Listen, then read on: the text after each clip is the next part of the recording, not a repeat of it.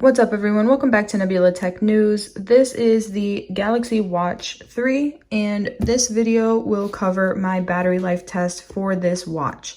Now I want to go over a couple of the settings that I chose during my testing to let you guys know exactly how I got these results. So if you want to know what those settings are, be sure to stay tuned till the end of the video. I'm going to cover all of the different settings and options that I chose. So let's get started with this battery life test. All right, so we are charging up the Galaxy Watch 3 now to do our battery life test. We are at 49% right now. It is 10:10 a.m. I think we've got about an hour left for it to be fully charged. So once it's fully charged, yeah, an hour, 10 minutes. Once it's fully charged, I will start my battery life test on this and see exactly how long we can get. They say you get about 48 hours, I believe, either 48 or 58 hours, something like that. But we'll see exactly how long we can get on a full charge. All right, so we are now fully charged at 100%. I actually meant to take it off of the charger earlier and I completely forgot, but we're at 100%. It's 1 p.m. right now, so I'm ready to start the day. I'm going to start wearing this and we'll be able to see exactly how long this battery lasts on one charge. All right, so I actually forgot to record yesterday, but it is 9:18 a.m. today.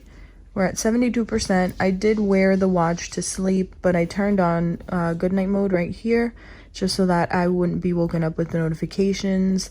And similar to all my other battery life tests, I do have the brightness on a level 6 just because I don't want it super high, but I want it good enough that I could see indoors and outside. It also has been connected to my phone via Bluetooth since this started, so I haven't disconnected it, haven't taken it off. Today we're going to do a couple of things. So I have a couple errands to run. I got a few things I have to do, so I'll be able to test it out on a regular day as well. So we'll check back a little bit later.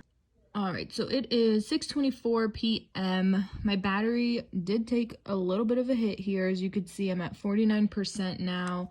I did have a ton of yard work to do today, so I was pretty active for maybe about an hour or so. So it definitely did take a little bit of a hit here. So we're at 49%. It's about day 2 at this point, so we're going to see how much longer I can get on this 49%. All right, so it is day 3. It's 11:18 a.m. and we are at 21% battery life. So I do have notifications turned on. I've kept the watch on while I sleep at night. Just like in all my other tests, I do put it on good night mode so that notifications don't wake me up. I haven't gone out to do my workout yet for today, or I haven't gone out to do any of my errands yet today, so I still haven't done very much exercise. But we're at 21%. I'm going to check in after I run all of my errands and see what we're looking at. So super quick update here. It's about 1:42 p.m. and I just got the battery low, turn on power saving message. So for the sake of the test, we're going to say no, we don't want to turn it on. You can see we're at 15%, 1:42 p.m. I'm going to put this back on. It's just easier to record when I take it off, but I'm going to put it back on and continue with my day, and we'll see exactly how much longer we can get on this 15% battery. It's 8:41. As you can see, I did run a ton of errands today and did a little bit of a workout. Right now we're at 2%. You can't really see it that well, but we're at 2%. So if I had to guess, I'd say this is probably going to die in the next maybe 20 minutes at the most, 30 minutes, who knows.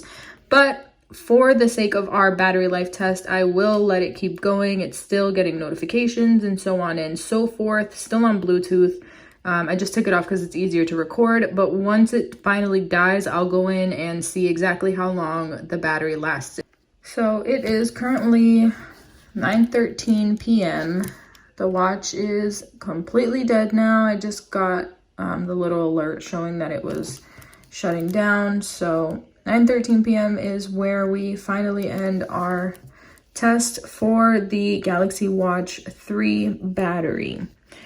So I'm going to go into the app and see if I can pull the totals for exactly how long this battery was on from its last charge.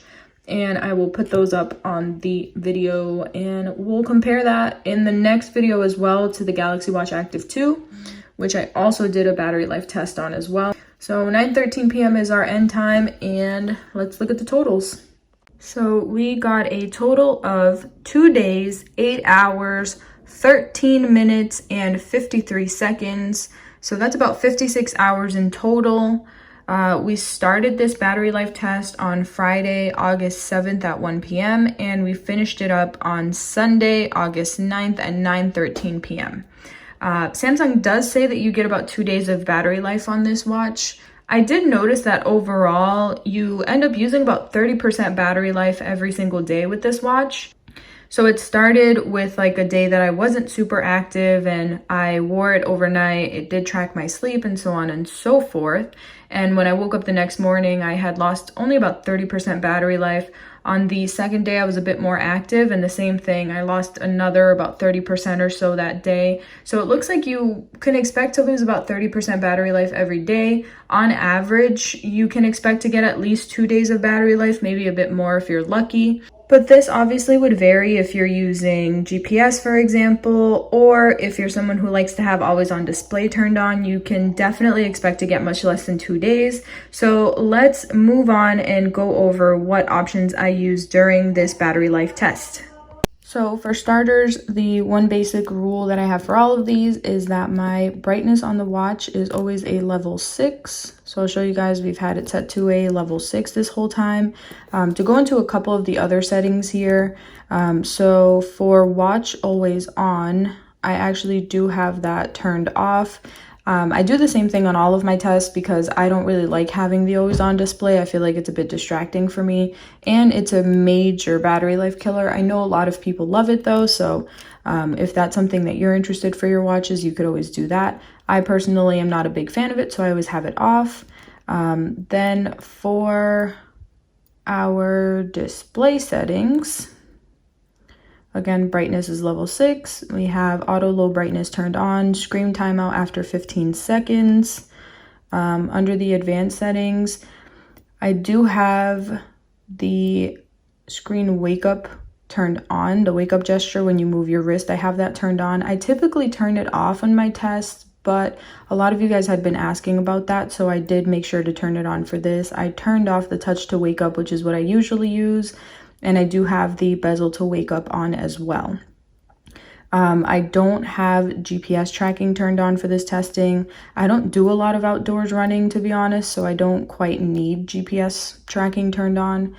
And last but not least, for heart rate monitoring, I do have it turned on, and I have it set to measure every 10 minutes. So it's not continuous measuring, but it is turned on for every 10 minutes. So that's it for this video, guys. It did take a couple of days to record, but I do hope that it was helpful for you. I hope that you guys enjoyed it. I am going to have a comparison video coming up soon between this Galaxy Watch 3 and the Galaxy Watch Active 2. So make sure that you stay tuned for that. If you haven't already, be sure to subscribe down below and hit that bell for notifications. And if you liked the video, please give it a thumbs up, and I'll catch you guys in the next one.